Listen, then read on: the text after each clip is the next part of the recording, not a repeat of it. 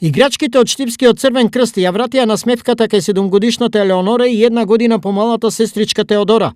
Детската радост се надополни со останатото што го добија како помош од овие хуманитарни пакети. Како донација издвоивме денес некои прехранбени производи, поларни кебенца за децата, играчки, облек. Имавме можност да израдуваме 2 дечиња кои им е потребна и истата. Црвениот крст, потикнат од приказната што телевизија Стар вчера ја објави во вестите за маките на социјално загрозеното семејство Стојановски, се првите кои со хуманитарни пакети им излего во пресрет.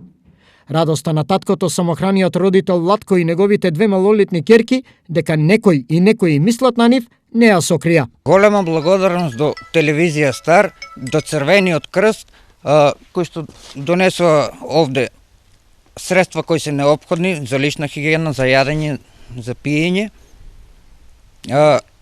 Се надеваме дека во скоро време ќе се реши проблемот со мојата финансиска состојба. Ќе продолжам како што бев порано да земам социјално и да се грижам за овие 2 дечиња.